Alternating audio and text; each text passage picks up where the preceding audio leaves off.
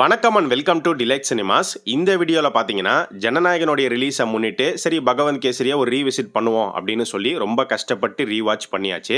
பகவந்த் கேசரியை பொறுத்த வரைக்கும் பாலையாவுடைய ஒரு சட்டிலான ஒரு ஃபிலிம் அப்படின்னு சொல்லலாம்.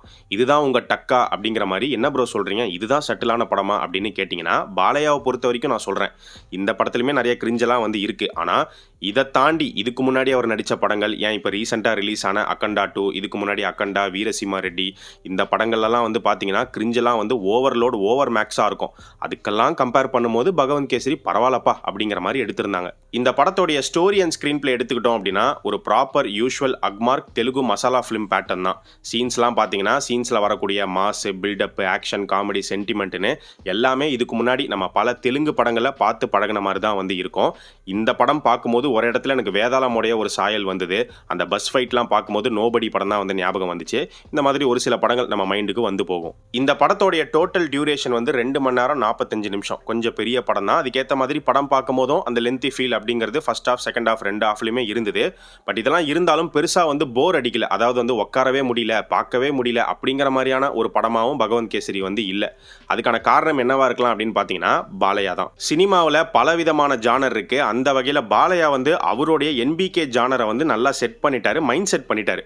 பாலையா படமா இந்த விஷயங்கள்லாம் கண்டிப்பாக இருக்கும். பாலையா இப்படி தான் டயலாக் பேசுவார், இப்படி தான் ஆக்ஷன் பண்ணுவார், இப்படி தான் கிரிஞ்சு பண்ணுவார், இஷ்டம் இருந்தால் பாரு இல்லைனா கிளம்பு, ஐ டோன்ட் கேர் அப்படிங்கிற மாதிரி தான் அவருடைய ஒவ்வொரு படமும் வந்துகிட்டு இருக்கு.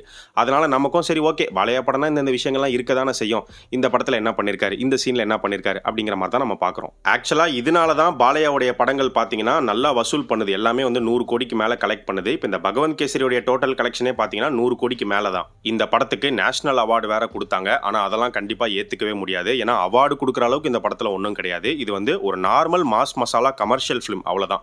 இந்த படம் பார்த்தீங்கன்னா பெண்களுக்கான ஒரு படமாக வந்து கிரியேட் பண்ணியிருப்பாங்க. பெண்களை வந்து ரொம்ப ஸ்ட்ராங்காக வளர்க்கணும், புலி மாதிரி வளர்க்கணும் அப்படின்னு சொல்லி பாலையா வந்து ஸ்டீலில் வந்து பார்த்தீங்கன்னா பயங்கர ஸ்ட்ராங்காக வளர்க்குற மாதிரி வந்து காமிச்சிருப்பாங்க. அதே மாதிரி குட் டச் பேட் டச் அப்படிங்கிற ஒரு சீன் ஒன்று இருக்கும். அந்த சீன்லாம் அப்படியே ஜனநாயகன் படத்தில் இருக்குது அப்படிங்கிற நியூஸும் இருக்குது. கேசரினா நம்மளை பொறுத்த வரைக்கும் அதை ஸ்வீட்டாக எடுத்துக்கிறோம். ஆனால் அவங்கள பொறுத்த வரைக்கும் கேசரினா லயன். ஆக்சுவலாக லயன் அப்படிங்கிற மீனிங் வந்து கேசரி வேர்டுக்கு இருக்குது. நம்ம ஆந்திராவுடைய லயன் யார் அப்படின்னு பார்த்தீங்கன்னா நம்ம பாலையா தான். அவருடைய படங்களை வந்து லயனை காமிச்சு காட் ஆஃப் மாஸ்டர்ஸ் அப்படின்னு போட்டு தான் வந்து அவர் இன்ட்ரோ பண்ணுவாங்க. இந்த படத்துலையுமே இன்ட்ரடக்ஷன் வந்து பார்த்தீங்கன்னா ஜெயிலுக்குள்ளே. ஸோ ஜெயிலுக்குள்ளே ஒரு கேரக்டர் வந்து செவுத்தில் லயனை வரைஞ்சிட்டு இருக்கிற மாதிரி காட்டுவாங்க. முதல்ல ஜெயிலில் வந்து எப்படி செவுத்தில் பெயிண்ட் அடிக்கலாம் விட்றாங்க அப்படிங்கிறது தெரியல.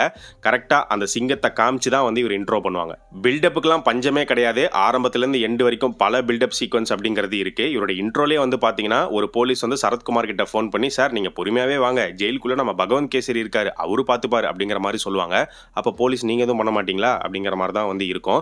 இந்த ஜெயில் சீக்வன்ஸில் வந்து ஆக்ஷன் காமெடிலாம் கலந்து எடுத்திருப்பாங்க. இதே ஜெயில் சீக்வன்ஸ் ஜனநாயகன் படத்துலையுமே இருக்குது. ட்ரெய்லர்லேயே வந்து காமிச்சிருப்பாங்க.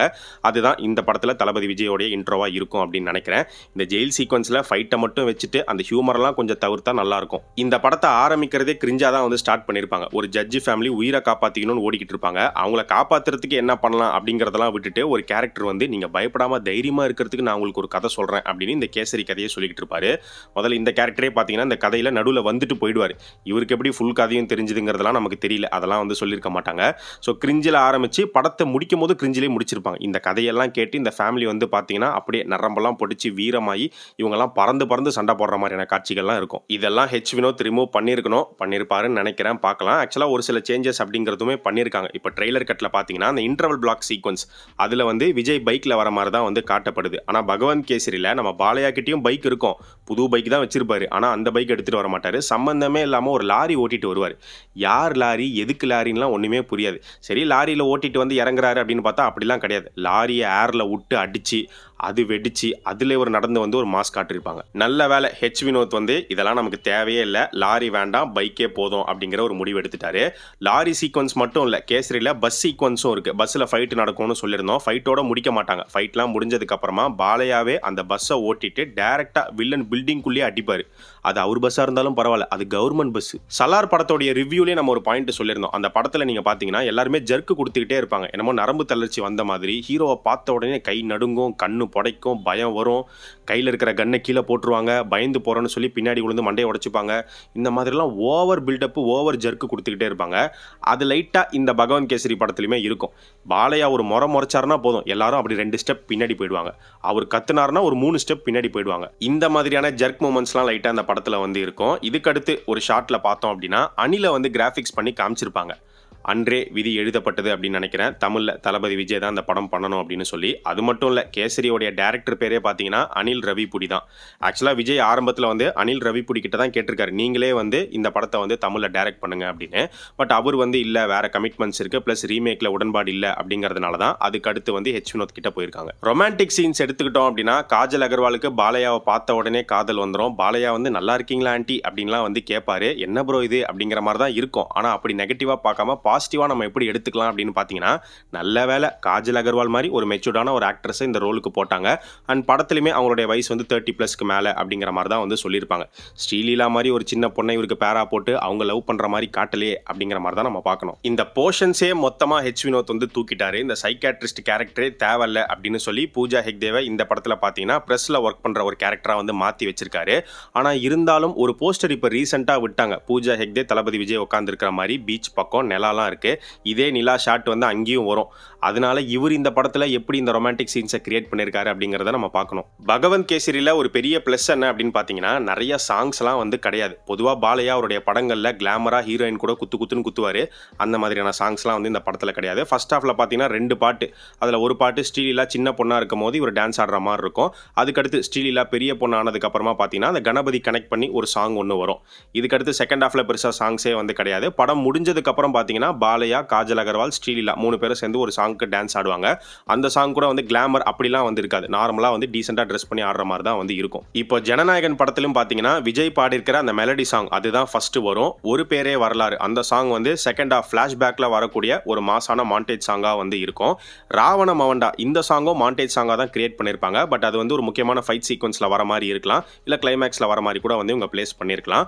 தளபதி கச்சேரி சாங்கை பொறுத்த வரைக்கும் படத்தோடைய முடிவில் என் கிரெடிட் சாங்காக தான் வந்து கிரியேட் பண்ணியிருக்காங்க அப்படின்னு சொல்லப்படுது. ஸோ தளபதி விஜயோடைய ஒன் லாஸ்ட் டான்ஸை பார்த்துட்டு தான் எல்லாருமே வெளியில் வர மாதிரி இருக்கும்னு நினைக்கிறேன். கேசரி படத்தில் ஒன் ஆஃப் த கிரிஞ்ச் என்ன அப்படின்னு பார்த்தீங்கன்னா டைலாக்ஸ் தான். பல டைலாக்ஸ் வந்து இருக்கு. அதில் ஒரு டைலாகை திரும்ப பாலையா சொல்லிக்கிட்டே இருப்பார். 2 காதுக்கு நடுவில் பிரெயின் எதுக்கு இருக்குது தெரியுமா? அடிச்சா காது ஜாம் ஆகிடும், பிரெயின் ட்ரெயின் ஆகிடும் அப்படின்னு. என்ன சொல்ல வராரு அப்படின்னே வந்து புரியல. ஒரு படத்தில் பார்த்திபன் சொல்லுவார், என்னடா டைலாக் இது அப்படின்னு. அப்படி தான் வந்து இருந்துச்சு. இந்த மாதிரியான டைலாக்ஸ்லாம் கண்டிப்பா ஜனநாயகன்ல இருக்காதுன்னு தான் நினைக்கிறேன். சோ பகவந்த் கேசரி ஜனநாயகனா எப்படி மாறி இருக்கு அப்படிங்கறத நம்ம சீக்கிரமே பார்க்க போறோம். அண்ட் பகவந்த் கேசரி மட்டும் ஜனநாயகன் படம் கிடையாது. அதை தாண்டி நிறைய விஷயங்கள் இருக்கு. புதுசான சில விஷயங்கள்லாம் ஹெச் வினோத் ஆட் பண்ணிருக்காரு. ட்ரெய்லர்ல பார்த்திருப்பீங்க.